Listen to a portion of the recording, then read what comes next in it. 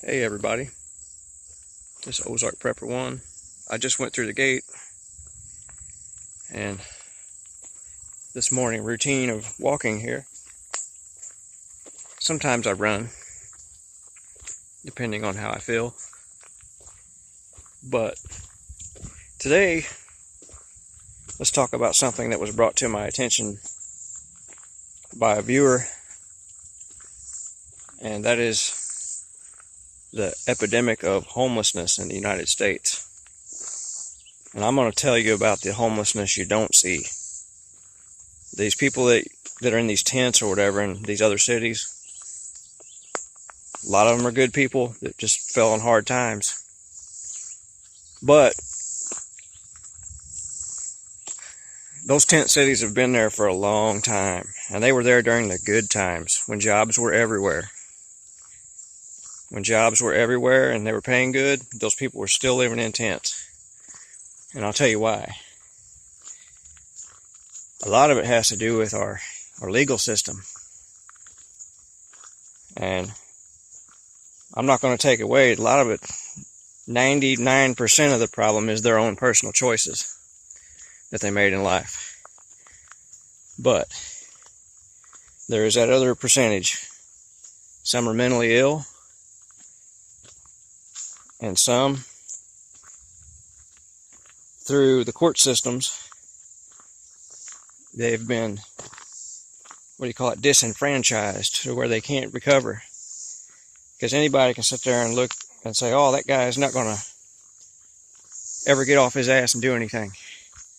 Well, would you get off your ass and do anything if more than half of what you make is taken away from you, and you can't actually afford to even get in your vehicle and go make the money, or afford a vehicle, or afford the insurance? Or when a person is poor like that and they live out in a highly liberal area, well, they have hardcore inspections on cars and things, so then people can't just buy an old beater and drive it because it'll never pass their inspection. So that's another form of extortion by the state. If you don't buy a new car, we're just gonna make it where your old car won't drive on our streets unless you pay this extra fee. And the extra fee is getting your engine completely rebuilt, a fancy exhaust system to where it'll pass their fancy emissions test, which is proven to be a waste. And let's talk about the homelessness you don't see. Back on topic. Okay? How many people are in their, all the way up into their 50s, still living with their mom and dad right now? And their plan for life is they're waiting on their mom and dad to die, and then they're going to live in the same house, which is a common thing across the world, but it's a new thing in America in a lot of places. There are people that they're living with their mom and dad, and some of them are bums. Some of them really are. They've milked their parents, and they got used to that lifestyle, laying on the couch in the basement or wherever they're at. So their plan is not working. They're just planning on mom and dad to die and cash in if they have a life insurance, or if they have a little money put back for them. And when that runs out, they usually lose the home that their mom and dad bought. That's the homelessness you don't see. And then there are those that, like I said, are disenfranchised. They're living with their mom and dad because they have no choice. They have nowhere to go. Some are staying with a sibling. And but there's millions of people like that in this country. And I've met people from other countries, and some are living kind of in a fantasy world in the other countries. The same way. They're still living that high life, and they don't realize how fragile the economy is, how fragile their own job is, because they get comfortable while they're there, so they don't see what's looming in the distance. And I think we all have friends like that work somewhere, and they've been at a job 15, 20 years, and they think it's never going anywhere. Well, they don't realize they can get right up to the edge of their retirement and lose it all. And then they'll take their retirement and they'll blow through that in a year or two, trying to recover, because they thought they were going to work another 10 years. But what is retirement really? That's getting paid so much worth of money that you worked 30 years for, just to die in a few years, and then someone else gets what you worked for. That's the system we live under. It's because they push the retirement age so far high up that no one gets to enjoy life except the wealthy when it comes to retiring, because it's hard for most people to chase a hot piece of ass or do anything fun when you're in your late 60s and 70s. Some can, some still do, but life's a little more fun when your body's still great and you're still mobile pretty good. Like you can go on a long hike and do all kinds of stuff when you're young and feel good and climb mountains and all that. And that's when you want to do it. You don't want to do it when you're 75 and break a leg or something. You could be out in the I don't know. I got sidetracked. That happens sometimes. Guess I'm getting old. But yeah, we got a homeless problem. That's not going to get any better. Think people are going to stop breeding? I don't think so. They're going to keep breeding like rats. And they're going to wonder why things never change. If you keep giving them offspring, they're going to keep taking them. They're going to keep enforcing more draconian rules.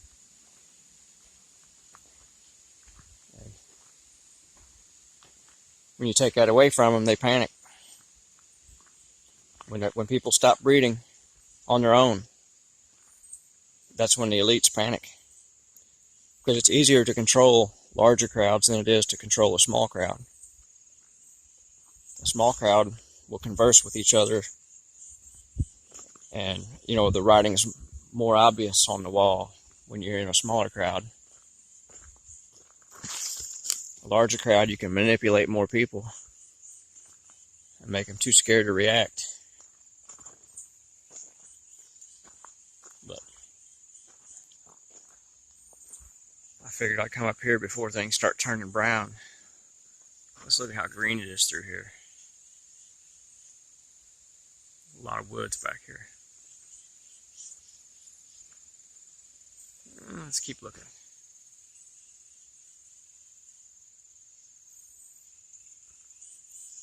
This is where I spend my winters. Imagine living in that for about a year. Or 10. There's a lot of people doing it. I'm not afraid to do it. Honestly, I kind of like it. I like this quietness up here.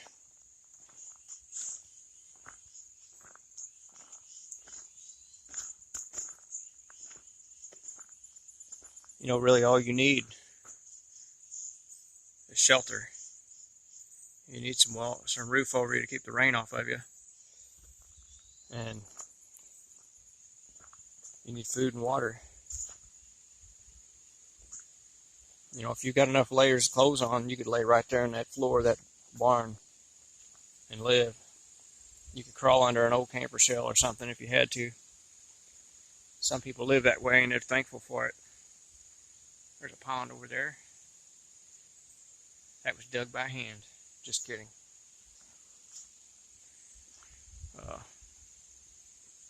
Let's go back this way now.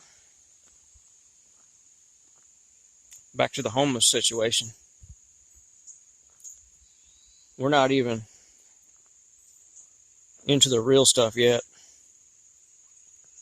You got places like Detroit. You got parts of Chicago, St. Louis, Kansas City. All these places, liberal Democrat strongholds. I'm sure the cities of Baltimore and parts of New York, New Jersey, they all have their poor, rundown areas that are vacant homes everywhere. But we got homeless everywhere. Why do we have vacant homes everywhere and we have homeless everywhere? That makes no sense. And at the same time, we have people building homes for $220,000 to $500,000 to $2 million, and people are building these homes everywhere.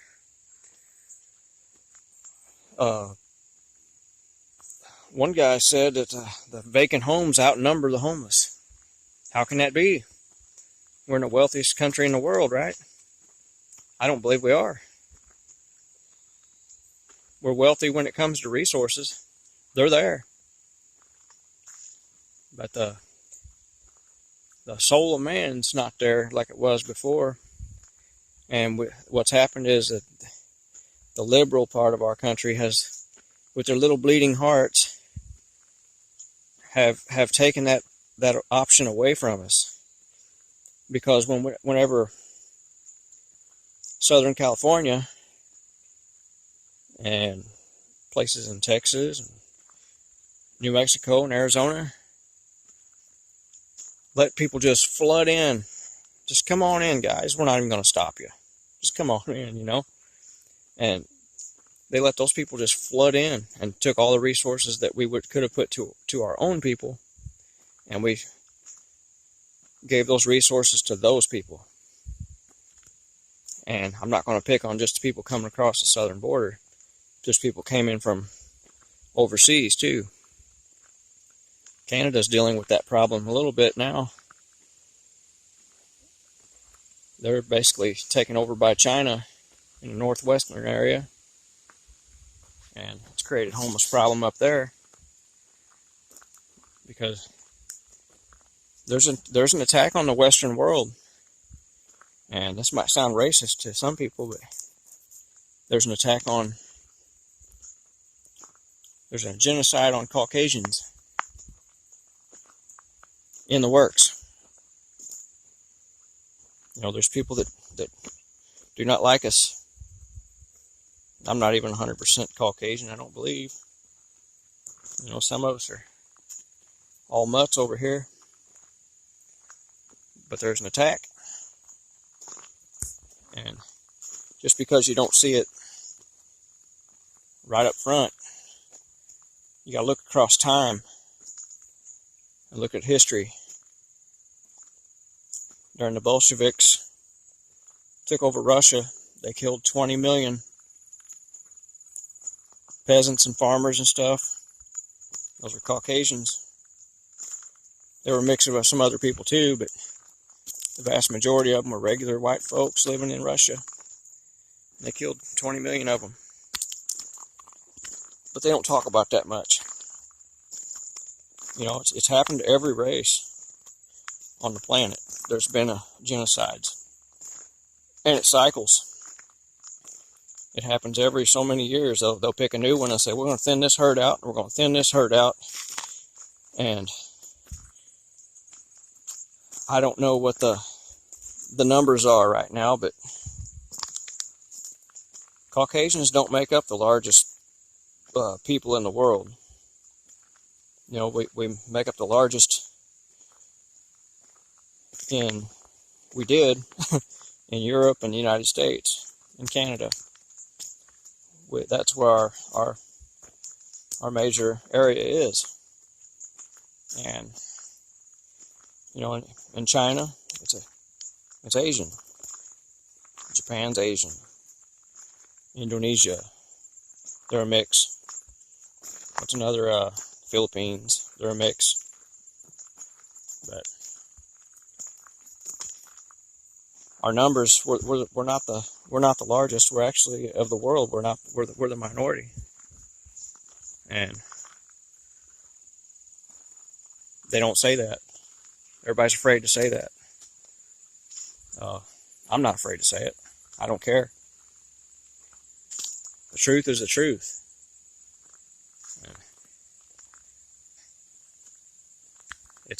There's an assault on freedom. And you got to look at where everybody floods to in the world. Nobody's getting on boats and flooding to whatever them, Kenya and places like that, and Somalia. We're not flooding there. They're coming here. They're going to Europe. And why are they going to these places? Because these are civilizations that were built up by mainly Caucasian people. I don't care what anybody says. I don't care if it hurts their feelings. Just look at reality. Just look at it. You know, Bleeding Hearts over the past 30, 40 years decided, man, these Chinese are pretty nice to us. These are good, friendly people. Let's share what we got with them a little bit, some technology, and let them build up a little bit. Well, we did that. You see what's happening? See how grateful they are? They're nice enough to steal all of our ideas, and after our company set up shop there, they just copy everything and then say, oh yeah, we're going to sell your product now under our name, and we're going to sell it for like a fraction of the price and not pay our workers nothing to make it. And that's all by design.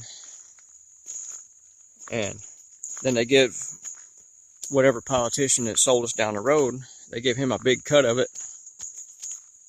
And that's pennies on a dollar to keep their little business going, their little scam.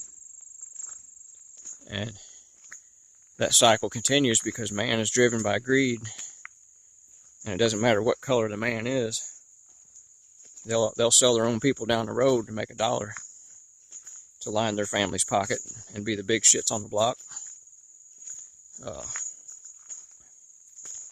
But all that's what's contributed to the homeless problem.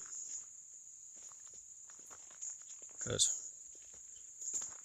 when you got one culture, whether it's the Japanese, it's the Germans, the British, the French, the Spaniards, when that one culture, whoever it is, focuses on their own people and their own country, you know, when you look at yourself as one country, one nation, a nation is a race, basically. But when you look at it like that, and even if let's say you're a white guy and you're in China, and you're a Chinese citizen, okay, you should be loyal to that country if that's where you're at. You should be loyal to those people. You shouldn't look at it as they owe you anything or that they should conform to you. That's not how it works. If you look at it as like, hey, I understand I'm not the same as these people, but I'm going to stand with these people because I live here with these people. Well, that's how it should be. That's how it should be in the United States too. Because, you know, when we went to war in Germany, our people looked exactly like them. It took people that looked just like them, of the same race and the same culture, to stop them. Now, what if we would have been united with them? Nothing would have stopped us. And I don't support everything they did, no. So maybe it's a good thing we stopped them, but or were they trying to stop what we're seeing now? Sometimes I wonder now, because it doesn't seem to end. It's been non-stop struggle ever since. You know, we had a little period of good time in the 50s where we kind of reconciled, But the war stopped for us in 1945. The war didn't stop for Germany and the German people. They had to put up with occupiers of two different nations in their nation. They had Russia on one side and had us on the other. And some people wanted to stick more with the Russians, and some wanted to stick more with the Americans and British side and French. I mean, if some 4 or 5 countries came into my country and occupied certain sections of it, and I had family living in all different sections of my own country, but it's occupied by other nations, I wouldn't be too happy about it. And I don't think that Germany owes the world anything. I think it's the other way around. All this nice technology and all these things we have now were brought by German intelligence and German ingenuity. And I think the world owes Germany an apology. That's what I think. Maybe I'm wrong. I'm just looking at it from a distance, just looking at it from the footage I've seen online. It looks to me like a bunch of countries just went in there and capitalized on the spoils of war after World War II and desecrated a nation. They knocked down the pride and the male testosterone of that nation. And I hope it comes back and fixes it. And they restore their national pride. And I see that for every nation. Not just them, but I think every nation has a right to exist. And no nation has a right to usurp authority over another. So I think our country, the United States, should pull all of our bases away from everywhere in the world and focus on our own country. And these people that want to be communist in this country, they need to get on a boat or a plane, and they need to head to a communist nation and live. Because I don't want to hear, and I'm not going to say what I'm willing to do to not be communist, but let's just say I'm willing to put forth a strong effort to make a communist miserable here. Anyway, that's today's rant. Hope you all have a good rest of your week. Happy Monday. Ozark Prepper 1 out.